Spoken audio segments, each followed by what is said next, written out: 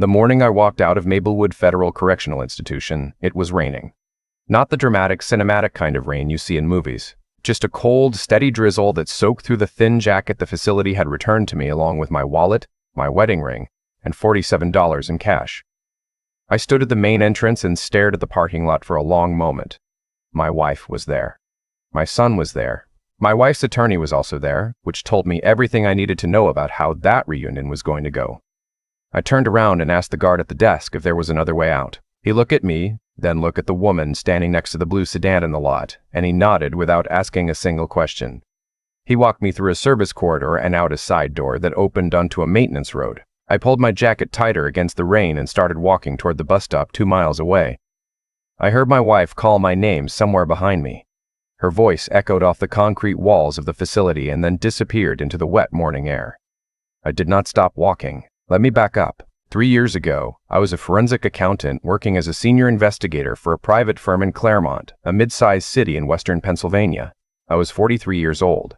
I had worked in financial fraud investigation for nearly 15 years, which means I spent my career figuring out exactly how people hide money, falsify records, and manufacture paper trails that look legitimate until you know what to look for. It is not glamorous work, but I was very good at it, and it paid well enough that my wife Rebecca and I owned a house, drove decent cars, and sent our son Ryan to a private school, where he played on the soccer team and got good grades.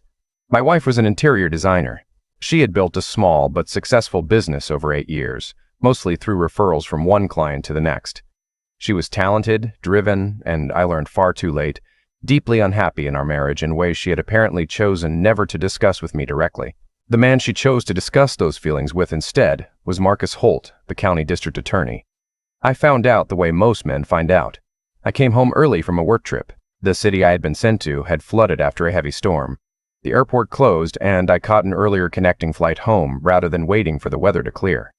My son was at a weekend soccer tournament 3 hours away, staying overnight with the team. I called Rebecca to let her know I was coming home early, and she did not pick up.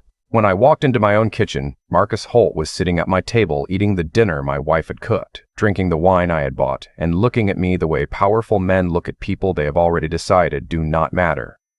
I did not shout. I did not throw anything.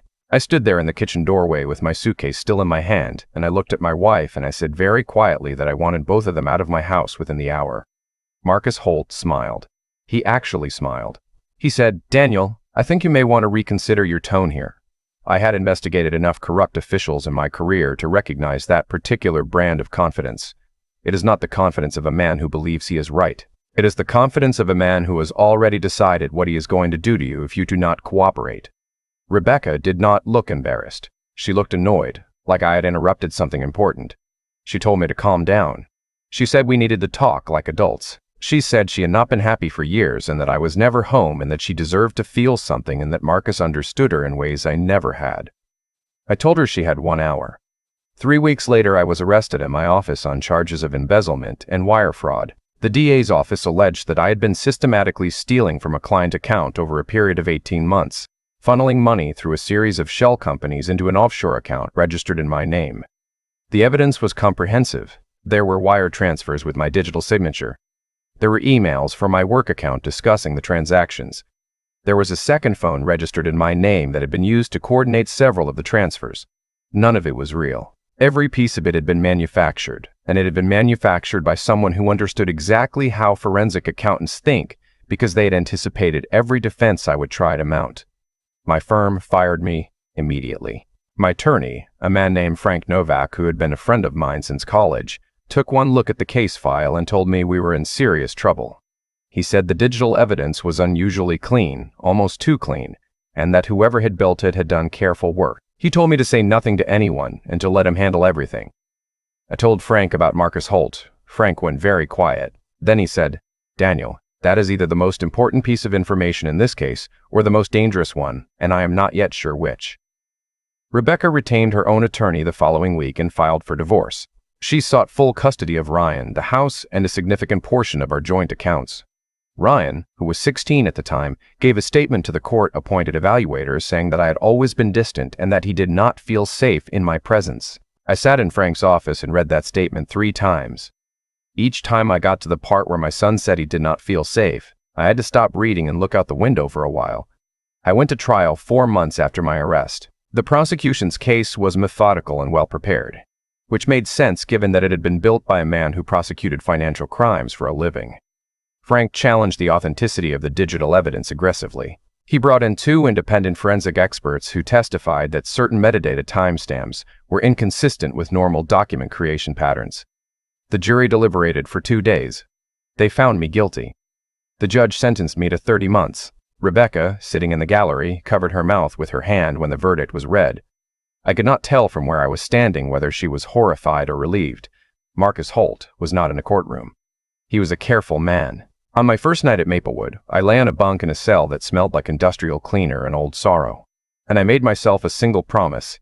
I was not going to waste the next 30 months being consumed by anger. I was going to use every skill I had, every resource available to me, and every day of the time I had been given to make sure that when I walked out of that facility, I was ready. I also promised myself I was going to burn Marcus Holt's entire world to the ground. Legally, carefully, and completely. The first month was about survival and observation, 2 things that are not entirely different from forensic investigation if you approach them correctly. I kept to myself. I watched how the informal hierarchy worked, who commanded respect and why, where the fault lines were between different groups. I read everything I could get from the library. I started running in the yard every morning. The man who changed the texture of my time at Maplewood was named Luther Graves. Though everyone in the facility called him Bear, he had earned the nickname honestly. He was 6 feet 4 inches and built in a way that made the word large seem inadequate. He had been convicted of armed robbery 8 years earlier and had served 2 subsequent sentences for assault. He was, by any objective measure, a genuinely intimidating human being. He was also, I discovered on my 3rd week, completely unable to read. I figured it out when I saw him in the common area staring at a form that needed to be filled out for a commissary request. Holding the paper at various distances from his face with a look of frustrated concentration, I recognized immediately. I had seen that same look on the faces of clients who were too embarrassed to admit they did not understand the financial documents I was explaining to them. I sat down across from him. He looked at me like he was considering several different ways to end the conversation before it started. I said, "That form is asking for your ID number, your housing unit, and what you want to order. Would you like me to show you?" He stared at me for a long moment. Then he said very quietly, "If you tell anyone I can't read, you will deeply regret it." I told him I had no interest in telling anyone anything. I said that if he wanted, I could help him, not just with the form, with reading itself. He asked why I would do that. I told him that I had 30 months to get through and that teaching someone to read seemed like a better use of my time than most of the available alternatives. We shook hands. It was like shaking hands with a very large, suspicious bear. Over the following weeks, we developed a routine. Early mornings before the yard opened, while most of the unit was still sleeping. I started with the basics and worked through them methodically. Bear was a quick learner once he understood that there was no shame in the process, only in refusing to start it. He read his first complete sentence in the 4th week and looked at the page afterward with an expression I will not attempt to describe because it would not come out right. Word got around, the way things do in enclosed communities. Within 2 months, I had 7 men asking me to help them with reading, writing, basic math, and, eventually, financial literacy. One man was in on a check fraud conviction and genuinely did not understand how bank accounts worked. Another had run a small contracting business that collapsed because he could not read his own contracts. I started what we called, informally, the morning class. The prison counselor, a woman named Missy Patterson, who had clearly seen too many men waste their sentences on bitterness, noticed what I was doing. She came to one of the sessions, watched for 20 minutes without saying anything, and then asked to speak with me privately. She said, "Mr. Story Crawford, you are not on the early release list." I told her I knew. She asked why. I told her that the DA's office had communicated to the warden's administration that I was a continued risk and had recommended against it. I told her that Marcus Holt was a thorough man. She looked at me for a long time. Then she said she would see what she could do. I told her not to trouble herself. I told her I was going to serve my full sentence and walk out clean, and that I had things to take care of that required me to be patient. About 14 months into my sentence, the facility's IT administrator left abruptly following a personal emergency, and the warden discovered that several administrative systems had been running on outdated security protocols that were now throwing errors. A guard came to find me in the library. The warden wanted to know if I knew anything about computer systems. I told the warden that in my previous career I had been responsible for digital forensics on financial fraud cases, which required a working knowledge of network security, data authentication, and system vulnerabilities. I said I could probably take a look. The warden sat me down at the administrative computer and left the room. I spent the first 10 minutes doing exactly what I said I would do, identifying the source of the errors. The system problems were genuine and not particularly complicated. I fixed them efficiently. But in the process, I also did something the warden had not asked me to do. I looked very carefully at the administrative network architecture and found something interesting. The facilities system was connected to an external records management platform used by the DA's Office for Case File Administration. The connection was legacy infrastructure, old enough to predate several security updates, and it had not been properly secured during a system migration 2 years earlier. It was the kind of vulnerability that a good auditor would have flagged immediately. It was also exactly the kind of thing Marcus Holt would never have thought to worry about, because he was a lawyer, not a technologist, and he trusted the systems around him the way powerful people tend to trust everything, completely and without verification. I did not do anything with that discovery that day. I closed everything down, reported my findings on the legitimate issues to the warden, and went back to my cell. I spent the next 3 weeks thinking about it carefully. Then I asked Frank to come visit me. In the conference room, with a white noise device Frank had brought running on the table between us, I explained what I had found. I told Frank what I needed him to do with the information. I told him who to contact at the FBI's Financial Crimes Division, a specific agent I had worked with on 2 previous cases during my career. I told him to be careful and methodical and to let the process do the work. Frank looked at me across the table and said, "You know that using that access in any unauthorized way would be a crime." I told him that I was not going to use it. I was going to give the location and the vulnerability details to people who had the legal authority to use it, along with a very detailed description of what they would likely find when they looked at Marcus Holt's case file communications from the past 3 years. Frank smiled for the first time since I had been sentenced. He picked up the white noise device and put it in his bag and stood up. He said, "I'll take care of it." The last 6 months of my sentence were quieter. Bear had finished 3 novels and was working through a history of World War II. The morning class had expanded to 11 men, and Ms. Patterson had arranged for the sessions to be officially recognized as part of the facility's education program, which meant I was no longer technically breaking any rules by running them. 2 men in the class had been working with Frank on business plans for after their release, consulting me through supervised correspondence on the financial structure of what they wanted to build. 4 months before my release date, I was told I had a visitor who was not on my approved list. The name on the form was Special Agent Donna Reyes, FBI Financial Crimes Division. She sat across from me in the conference room and put a file folder on the table and did not open it. She said, "Mr. Crawford, the information your attorney forwarded to our office has been extremely helpful in an ongoing investigation." I asked how helpful. She said that they had executed warrants on 3 separate entities connected to Marcus Holt's personal financial management over the past 60 days. She said that in the course of that investigation they had also recovered communications that were directly relevant to my case. She said that the fabrication of the digital evidence used in my prosecution had been orchestrated by Holt through a private cybersecurity contractor, and that the contractor had been cooperating with investigators for the past 6 weeks. She said Marcus Holt had been indicted that morning. I sat very still for a moment. Then I asked her if the indictment covered the full scope of what he had done. She told me it covered quite a bit: wire fraud, abuse of prosecutorial authority, evidence tampering, and several counts related to financial crimes entirely unrelated to my case that had apparently been ongoing for years and that I had inadvertently led investigators to uncover. I thanked her and asked if there was anything else she needed from me. She said not immediately, but that I should expect to be contacted by an attorney representing the State Ethics Board, and that Frank would be receiving documentation relevant to my civil case within the next few weeks. I walked back to my housing unit and told Bear, who had become my closest friend in that place, in the way that only genuine shared time can create, that we should probably talk about what came next. He said, "You look like a man who just won something." I said, "I think I just started to." On the day I was released, as I have already told you, it was raining. My wife was in the parking lot. My son was with her, which surprised me in a way I was not prepared for. He was taller than when I had last seen him in person. He had the same jaw as my father. He was not looking at me with hostility or resentment. He was looking at me with something that looked a great deal like guilt, which told me that someone had been talking to him, and that whoever it was had told him the truth. I still went out the side door. Not because I did not want to see my son. because the last 3 years had taught me that the hardest things have to be done on the right terms or they do not hold.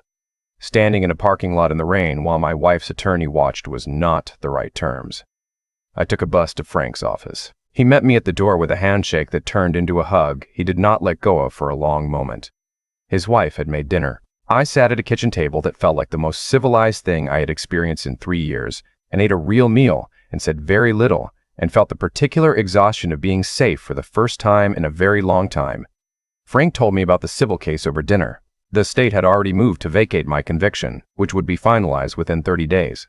The city and the DA's office were in settlement negotiations, which Frank said were progressing quickly because they were desperate to avoid a trial. Marcus Holt had been released on bond pending his own trial and had resigned from his position. Rebecca had filed an amended divorce petition once it became clear that the landscape had shifted significantly. I asked Frank what her current position was. He said she was no longer seeking the house or the joint accounts. She was seeking an equitable division of assets and spousal support for 2 years. I told Frank to counter with a single lump sum payment that was fair and final, and to make clear that I had no interest in prolonged litigation and even less interest in ongoing financial entanglement. Then I asked about Ryan. Frank was quiet for a moment. He said Ryan had contacted Frank's office 6 weeks earlier. He said that Rebecca had told Ryan, in the months after my conviction, a version of events that presented me as entirely guilty, and Marcus Holt as a man who had heroically exposed corruption in our financial dealings. He said that Ryan had believed this version for over a year, until Marcus Holt's indictment became public news and Ryan had spent 3 days in his room and then called Frank from a number his mother did not know about. He said Ryan had asked Frank one question: "Is my dad actually innocent?" Frank told him yes. I looked at the table for a while. Frank's wife put her hand briefly on my arm and then got up to clear the dishes and gave us the room. The house I moved back into was not in good condition. Rebecca had lived in it till 6 months before my release and had not been particularly careful with it. 2 windows needed replacing. The backyard had been neglected to the point of becoming a minor wilderness, and someone had removed the custom server cabinet I had built in the basement home office, along with every piece of equipment that had been in it. That last detail mattered. What they had not found, because they had not known to look for it, was a secondary backup system I had built into the structure of the house itself, a series of small solid-state drives embedded behind panels in the utility room, connected to a solar-powered relay that had been running quietly and continuously for the entire time I had been gone. The system had been designed to archive footage from an external camera array and audio from several rooms, synchronized and time-stamped, overwriting itself on a rolling 90-day cycle. I had not designed it for this purpose. I had designed it because I worked in fraud investigation and I thought about security the way other people think about weather. Always, and without having to consciously decide to. The drives held footage of Marcus Holt in my house on multiple occasions before my arrest, including 2 conversations in my kitchen in which he and Rebecca discussed the fabricated evidence in enough detail to make a civil attorney weep with joy. I handed the drives to Frank the same week I moved back in. He stared at them for a long moment and then told me I should let him handle everything from that point forward. The civil settlement came through 11 weeks after my conviction was vacated. I will not state the full amount, because some details belong to me privately, but I will say that it was enough to rebuild the house entirely, retire Frank's outstanding fees, seed the mutual fund Bear and I had been planning since the last months of my sentence for a financial literacy nonprofit we called Second Column, and still have enough left to be genuinely comfortable for the foreseeable future. Marcus Holt's criminal trial was scheduled for the following spring. Rebecca took her settlement money and moved to a smaller city 3 hours south. I have not seen her since the day I was released. Frank handles all remaining correspondence through the attorneys. That is how it will stay. My neighbor, a woman named Claire Ashwood, had moved in next door about 8 months before I returned. I met her the week after I moved back in, when a windstorm knocked a section of her fence down into my yard and she came to the door to apologize, with her 11-year-old daughter Mia standing slightly behind her with the particular wariness of a child who has learned to assess new situations carefully before committing to them. I told her not to worry about the fence. She said she would have it fixed within the week. She seemed like a woman who was very accustomed to handling things herself and slightly uncomfortable with being in someone's debt for even the length of a fallen fence. I told her I could fix it myself, if she did not mind. I said I had a lot of work to do on the property anyway and it would not be any trouble. She looked at me with an expression that was politely skeptical in a way I found unexpectedly endearing. She said, "You just moved back in. You don't have to do that." I said, "I am aware. I would like to." She studied me for another moment and then said that she appreciated it and that if I changed my mind she understood. I fixed the fence that Saturday. Mia came outside while I was working and sat on the back steps of their house with a book and watched me in the same assessing way her mother had. After about 20 minutes, she said, without looking up from the page, "My mom says you were wrongfully convicted." I said that was correct. She said, "That's really unfair." I told her it was. She said, "Did you figure out who did it?" I told her I had. She seemed satisfied with this and went back to her book. Claire brought me a cup of coffee when the fence was finished. She sat on the back steps where her daughter had been, and we talked for a while about the neighborhood, about the work I was doing on the house, about the nonprofit I was starting. She was a structural engineer, which explained the way she had looked at the fence repair with a professional eye before deciding it was acceptable. She had a dry, precise sense of humor that emerged gradually, the way good things usually do. I did not tell her I liked her for several months. This is apparently a personal pattern that the people who know me find frustrating. Bear, whom I spoke with weekly by phone, told me repeatedly that I was being ridiculous. Frank's wife told me essentially the same thing with more diplomatic language. Even Mia at one point told me without any preamble that her mother had mentioned my name 3 times in one dinner conversation, which Mia considered statistically significant. The morning I finally said something, we were drinking coffee on her back porch after a neighborhood association meeting we had both attended and found equally tedious. The sun was going down behind the tree line. Mia was inside doing homework. It was a Tuesday in October, and the air smelled like fallen leaves and wood smoke from somewhere down the block. I told her that I had been trying to find a good way to say something for a while, and that I had concluded there probably was no particularly good way, so I was simply going to say it. I told her that I had become very fond of her over the past several months, and that I would like to, if she was open to it, see if this was something worth exploring. She looked at me for a long moment with that same careful, assessing expression I had come to understand was just the way she thought about things. Then she said, "Daniel, I have been waiting for you to say that since approximately February." It was October. Ryan called me for the first time 4 months after my release. He had gotten my number from Frank. The call lasted 7 minutes, most of which were characterized by long silences that said more than the words on either side of them. He asked if I was okay. I told him I was better than I had been in a long time. He asked if I was angry at him. I told him the truth. I said that I had been, early on, and that it was one of the hardest feelings I had ever had to sit with, because anger at your own child and grief about what was done to them feel very similar from the inside, and it takes time to tell them apart. I told him that what I felt now was not anger. I told him that I missed him, and that I was sorry for every way I had ever made him feel like he was not the most important thing in my life, because he was, and I had not always acted like it. There was a long silence. Then he said, "Can I come see the house sometime?" I said, "Whenever you want." He came the following month. He was taller than I expected and quieter than I remembered. We spent most of the first day doing not very much. I showed him the work I had done on the house. We ate dinner. We watched 2 episodes of the nature documentary he had wanted to see. At one point, Mia came over to return a book she had borrowed and met Ryan with the same careful assessment she applied to most new situations, and within 20 minutes they were arguing amiably about the nature documentary. Before he left, Ryan sat at the kitchen table and said, without looking up, "She told me things about you that weren't true. I should have asked more questions." I told him he was 17 years old, and he had been told those things by someone he trusted completely. I told him that believing people who love us is not a mistake. It is the appropriate response to being loved, and that what happened was not his failure to think clearly, but someone else's decision to use his trust as a weapon. I told him the fault for that lived entirely with the adults in the situation. He looked up. I said, "I am not interested in relitigating it. I'm interested in you knowing that I am here and that I would like to be your father again, if you want that." He nodded once, very quickly, the way 17-year-olds nod when they do not trust themselves to say something out loud. He came back 3 weeks later, and the time after that, and eventually it stopped being a visit and started being just the way things were. Marcus Holt was convicted on 11 counts the following spring. He received a sentence of 9 years. The judge cited in her sentencing remarks the particular seriousness with which the court viewed the deliberate abuse of prosecutorial authority to imprison an innocent man. Several news outlets covered the verdict. I did not watch the coverage. I knew what the outcome was before the evening news ran it because Frank called me the moment the verdict was read, and I was standing in my backyard when he did, watching Claire's daughter teach my son how to identify constellations with a star chart app she had downloaded. Bear was there that weekend for a second column board planning session. He was living in an apartment 40 minutes away, working as a certified security consultant for a logistics company, whose founder had been a client of Frank's and who had hired Bear after a single conversation in which Bear had apparently impressed him considerably. He was reading his 4th novel of the month when Frank's call came in. He looked up from the book when he saw my face.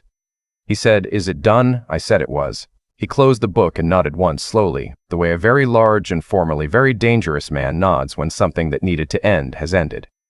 "Then what are we doing tonight?" he said. I looked out at my son pointing at the sky and at Claire sitting on the porch steps watching them with a cup of tea warming her hands, and at my house that was mine again, rebuilt and lit from within, and at the backyard that was no longer a wilderness. I said, "I think we're just living." Bear considered that for a moment. Then he went back to his book. That is the whole story, or most of it. The parts I have left out are either still in progress or belong too privately to other people to put into words here. I do not have a tidy summary or a moral to offer at the end of it, because real things rarely conclude the way written things do. What I have is a renovated house and a nonprofit that has now helped 41 men develop financial plans for their post-release lives, and a son who texts me most Sundays, and a woman who said she had been waiting since February and who has never once in the months since given me any reason to doubt that she meant it. There are days when I still feel the weight of those 30 months. Some mornings I wake up disoriented, reaching for a context that is no longer there. I have been told this is normal and that it diminishes over time. I believe that. I have seen enough people carry worse things than this and still build something worth having on the other side. The thing I think about most when I think about all of it is not the conviction or the betrayal or the evidence or the victory. It is a Tuesday morning in the second winter of my sentence, sitting across a table from a man named Luther Graves who was sounding out words slowly and carefully and with tremendous concentration, and the way he looked up when he finished a full sentence for the first time and said, very quietly, "I did that." He did. So did I. That is, in the end, the only revenge that matters. Not what you take from the people who tried to bury you. What you build on top of the ground where they dug the hole.